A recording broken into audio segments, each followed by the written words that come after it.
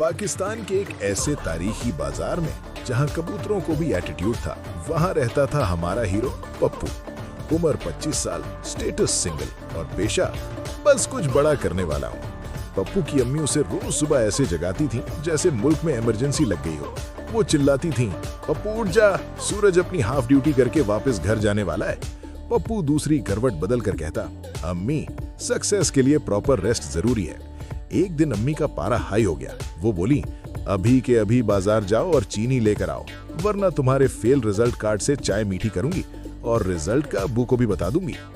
पप्पू डर गया पर स्टाइल नहीं छोड़ा।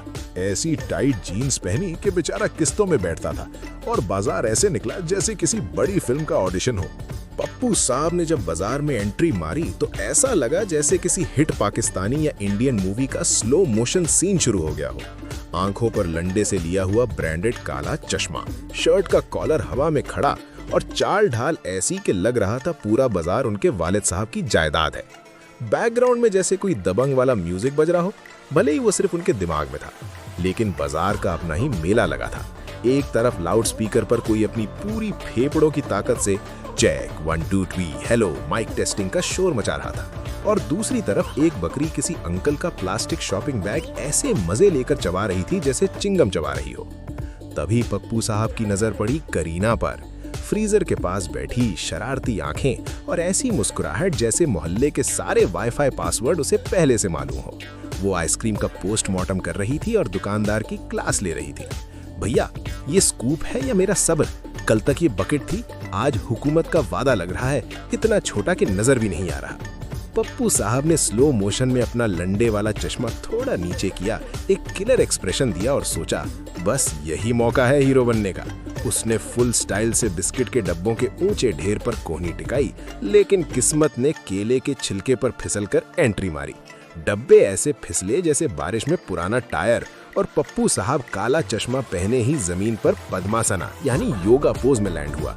करीना ने आइसक्रीम का चम्मच रास्ते में ही रोका, एक ठंडा सांस लिया और पप्पू साहब को ऊपर से नीचे तक ऐसे देखा जैसे किसी सस्ती पुरानी फिल्म का ट्रेलर चल रहा हो।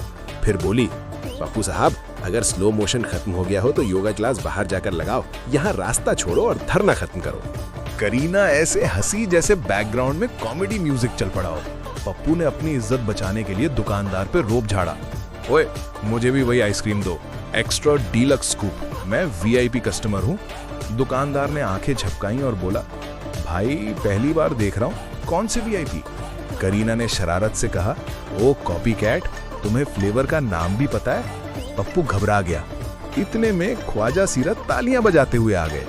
ओए हीरो, आइसक्रीम खिला रहा है, ये शादी का इरादा है, पैसे निकाल। पप्पू ने डरकर 200 का नोट थमा दिया। दुआ ऐसी मिली कि पूरा बाजार सुन रहा था, अल्लाह करे तेरे 4 बच्चे हों और सब आइसक्रीम मुफ्त खाएं। पूरा बाजार हंस पड़ा और करीना का कोन गिरते गिरते बचा। लेकिन वो दुआ किसी 5G सिग्नल की तरह फौरन लग गई। Love was growing faster than बाजार रूमर्स।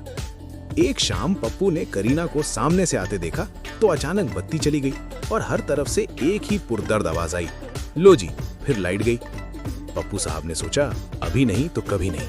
उन्होंने अंधेरे का फायदा उठाया और फुल टशन से करीना के करीब जाकर विस्पर किया, आज बहुत प्यारी लग रही हो।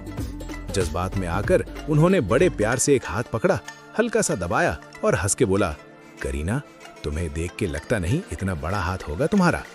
कि अचानक लाइट आ गई। पप्पू साहब के होश उड़ गए। उन्होंने करीना का नहीं बल्कि साथ खड़े एक भारी भरकम अंकल का सख्त हाथ पकड़ा हुआ था जो तंदूर से गर्म रोटियां लेकर जा रहे थे। अंकल ने एक गहरी नजर पप्पू साहब पर डाली और बोले, बेटा मेरा हाथ बड़ा है तो क्या हुआ, तेरी हरकतें पहले ही मशकूक हैं, चला जा, तुझे लॉलीपॉप खिलाऊं। पप्पू साहब ने जैसे ही लॉलीपॉप का नाम सुना, पप्पू साहब का चेहरा पीला पड़ गया और वो वहां से ऐसे दुम दबा के भागा जैसे लॉलीपॉप के साथ उनकी कोई पुरानी और खौफनाक याद जुड़ी हो। अंकल पीछे से कह कह लगाकर हंसने लगे जैसे बचपन में पप्पू साहब को वो लॉलीपॉप उन्होंने ही खिलाई हो। करीना इतना जोर से हंसती कि केज में बंद मुर्गियां शौक में अंडे देना भूल गई। अब कहानी यहाँ से आगे बढ़ती है। पप्पू साहब ने घर में ऐसी वाइब बनाई जैसे उनका फारिग होना दरअसल एक बहुत बड़ी कुर्बानी है। अब्बू जब पुराना अखबार पढ़ रहे थे तो पप्पू ने पास जाकर एक गहरी आह भरी। अब्बू, दुनिया में 2 तरह के लोग होते हैं, एक वो जो नौकरी करते हैं और एक वो सिर्फ मोहब्बत करते हैं। मैंने दूसरा रास्ता चुना है। अब्बू ने अखबार नीचे किया और बोले, बेटा ये तीसरा रास्ता जो मेरी चुप्पल से निकलता है वो सीधा तुम्हारे सर पर जाता है। कंगले हो, घर में मुफ्त की रोटियां तोड़ते हो और ऊपर से मोहब्बत का स्टार्टअप खोलना है। लेकिन उम्मी का दिल पिघल गया। उन्होंने अब्बू से कहा, जी छोड़े ना, लड़का कम से कम घर तो बैठा रहता है, शादी हो जाएगी तो रिस्पॉन्सिबिलिटी आएगी, या फिर बेचारी बहू आएगी तो कम से कम किचन में मेरा हाथ तो बताएगी। फाइनली अब्बू राजी हो गए, सिर्फ इस उम्मीद में कि शायद करीना के आने से पप्पू साहब ढंग के कपड़े पहनना शुरू कर दें। पप्पू साहब ने तैयारी ऐसी की जैसे कोई जंग लड़ने जा रहे हैं। 3 कजन से मांग कर सूट पहना, कोट इतना लंबा था कि लग रहा था शादी का टेंट लपेट कर आ गए हैं। दोस्त से मांगी भी घड़ी पहनी जिसकी सुइयां 1998 पर रुकी हुई थी, और खुशबू इतनी ज्यादा लगाई कि रास्ते में 2 मुर्गियां बेहोश हो गईं। जब ये कंगला ग्रुप करीना के घर पहुंचा तो पप्पू साहब ने फुल टशन में सोफा संभाला। करीना के अब्बू ने पूछा, बेटा सुना है तुम्हारी प्लानिंग बहुत लंबी है, करते क्या हो? पप्पू साहब ने सीना चौड़ा करके कहा, सर मेरा विजन 2050 का है। I am building a world class ecosystem. फिलहाल मैं मार्केट रिसर्च कर रहा हूँ, यानी सारा दिन बाजार में मुफ्त घूमता हूँ। जानना चाहते हैं कि आगे क्या हुआ? तो थोड़ा सा इंतजार कीजिए और मजीद दिलचस्प कहानियों के लिए हमारी YouTube channel starlight story book TV को अभी सब्सक्राइब कीजिए।